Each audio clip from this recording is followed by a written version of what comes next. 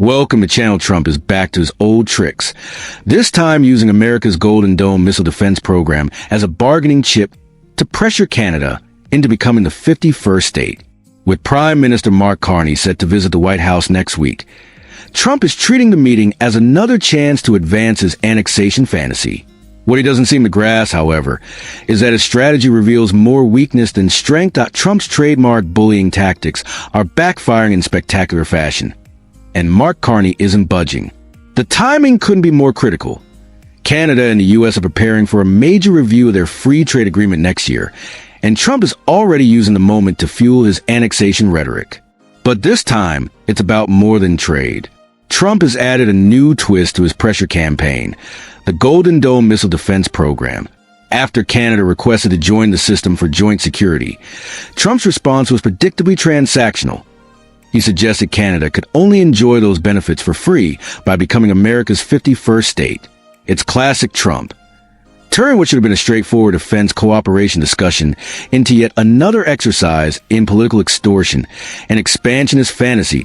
It's the same kind of transactional mindset that has long defined Trump's approach to international relations, but it's also precisely behavior that helped propel Mark Carney to victory in Canada's election earlier this year. To understand why Trump's tactics are backfiring, it's worth looking at how Carney rose to power. His campaign was fueled by a wave of frustration among Canadians who were tired of Trump's bullying and constant threats of annexation and trade wars. Voters rallied behind Carney because he promised to stand firm against American pressure and defend Canada's independence. Instead of weakening Canada's resolve, Trump's aggression had the opposite effect, uniting Canadians around a shared determination to push back against his overreach. In fact, the numbers reveal just how interdependent this relationship truly is, though not in the way Trump imagines. Over 75% of Canada's exports go to the United States, making America by far Canada's largest trading partner. But that dependence isn't one-sided. It's a two-way relationship that Trump consistently overlooks. Trump's strong-arm tactics are back, and once again, they're backfiring. While more than 75% of Canada's exports go to the United States, making America its largest trading partner, that interdependence runs both ways.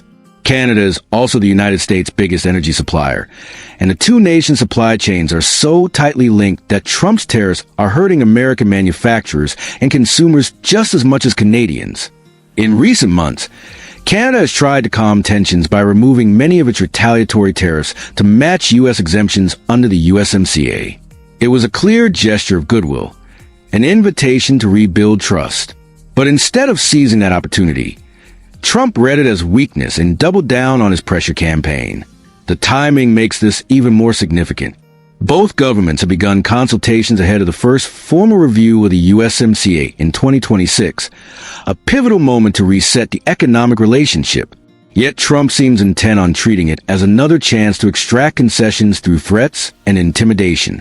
Carney's office has framed the upcoming meeting as a working visit focused on shared priorities in building a new economic and security partnership, language that underscores how deeply Trump's approach has damaged trust between the two allies. Trump's renewed fixation on the 51st state fantasy exposes his deeper misunderstanding of sovereignty and national identity. He appears to believe that other nations would willingly give up independence for economic gain, an idea both naive and insulting.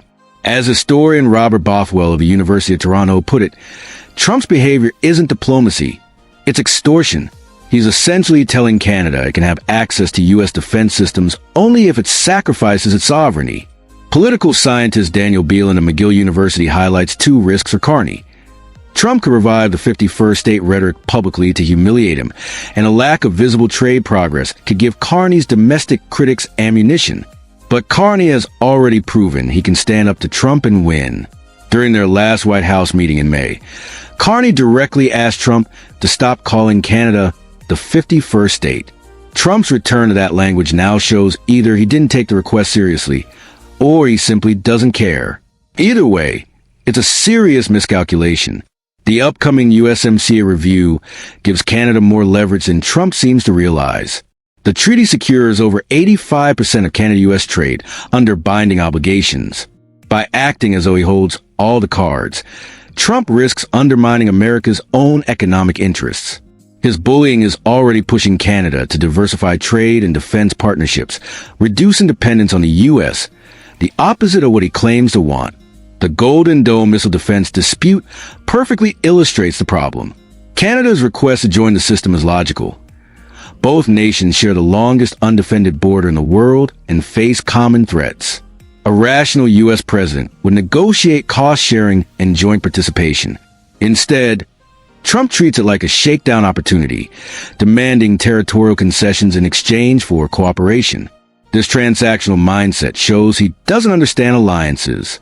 True defense partnerships depend on trust, respect, and equality, not coercion. You can't demand loyalty while threatening to absorb your partner's country. Meanwhile, Trump's trade war with Canada has been a disaster on both sides of the border. His tariffs have driven up costs for American manufacturers, cut into border state tourism, and created uncertainty that chills investment. Carney knows this dynamic well, which is why he remains confident despite Canada's smaller economy. Trump's policies are unsustainable because they damage U.S. interests as much as Canadian ones. Both leaders face political pressure ahead of their meeting. Carney must show Canadians that he can protect their interests without rupturing the alliance. Trump needs to prove to his base that he's tough on trade, even as businesses demand results. But Trump's all-or-nothing strategy makes compromise nearly impossible. Countries don't respond to ultimatums, especially ones that challenge their independence.